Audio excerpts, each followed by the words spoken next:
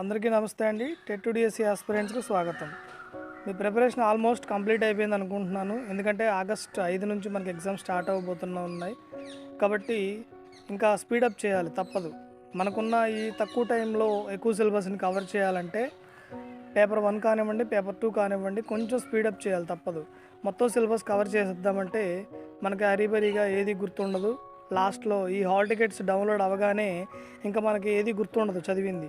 కాబట్టి కొంచెం స్పీడప్ చేయండి. సిలబస్ అంతా కంప్లీట్ అయింది అనిపించుకోండి మీ మనసుకు అనిపించుకున్న తర్వాత మీరేం చేయాలంటే మోడల్ పేపర్స్ చేయవలసి ఉంటుంది. మోడల్ పేపర్స్లో బిట్స్ అనేవి ఎలా వస్తున్నాయి, ఏ కంటెంట్ ఎలా వస్తుంది, క్వశ్చన్స్ ఎలా అడుగుతున్నారు అనేది మనకు ఒక ఐడియా ఉంటుంది.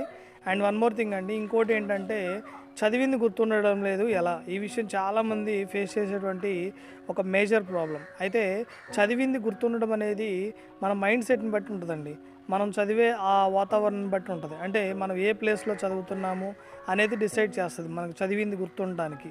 అయితే తెలుగులో చూసుకుంటే కవి పరిచయాలు ఉన్నాయి, వాళ్ళ రచనలు కానివ్వండి, వాళ్ళు పుట్టింది ఎక్కడ, ఇవన్నీ కూడా. ఇవి చూసుకుంటే మనం ఏం చేయాలంటే వాటన్నిటినీ 2-3 సార్లు రిపీట్ చేసుకోవాలి. మన మైండ్లోనే 2-3 సార్లు రిపీట్ చేసుకోవాలి. ఒక ఇంటర్లింక్డ్గా చదవాలి. ఇంటర్లింక్డ్గా ఎప్పుడైతే మనం చదువుతామో మనకి ఈజీగా ఆటోమేటిక్ గుర్తుంటుంది అనమాట. ఏదైనా ఒక స్టోరీలాగా ఆ రచనలన్నింటినీ ఒక స్టోరీలాగా అనుకొని ఆ స్టోరీ ప్రకారం మనం చదువుకుంటే మనకి ఈజీగా గుర్తుంటుంది అనమాట. ఇలా ఎన్నిసార్లు చదివినా కానీ మనకు గుర్తుండదు.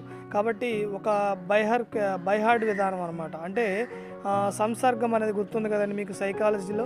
సంసర్గం అంటే లింక్ వేసుకోవాలి. ప్రతిదానికి ఒక వర్డ్కి ఒక రచనకి ఇంకో రచనకి లింక్ వేసుకొని మనం చదవగలిగితే మనం ఈజీగా గుర్తుంటుంది అనమాట.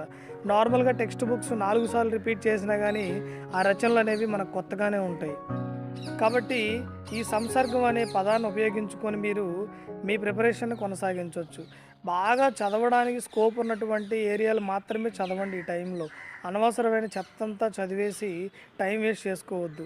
ఏదో అయిపోయింది మమ్మ అనిపించడం కాకుండా ఆ సిలబస్ షీట్ పక్కన పెట్టుకొని ఏమేమి ఇచ్చారో ఆ సిలబస్ షీట్లో అవి మాత్రమే చదవండి. మిగతాదంతా చదవద్దండి. అయ్యో ఇది చదవలేదు కానీ భయపడడం కానీ బాధపడడం కానీ చేయొద్దు. మనకి ఏది కావాలో అది చదవండి, ఏది వదిలేయాలో అది వదిలేయండి.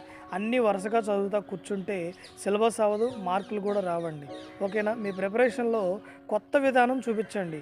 ఎప్పుడూ ఒకేలాగా చదవడం మానేయండి. ఎప్పుడూ ఒకేలాగా చదవడం వల్ల మనకు జాబ్ రావట్లేదని మనకు ఆల్రెడీ ప్రీవియస్ డిఎస్సిలో ప్రీవియస్ టెట్లో మనకు అర్థమైంది. కొత్తగా డిఎస్సి రాసే వాళ్ళు ఉంటే వాళ్ళ సంగతి వేరే విషయం. కానీ ఎన్నిసార్లు రాస్తారు, ఎన్ని డిఎస్సీలు రాస్తారు, ఎన్ని టెట్లు రాస్తారు? కాబట్టి కొంచెం జాగ్రత్తగా తెలివిగా ప్రవర్తించండి.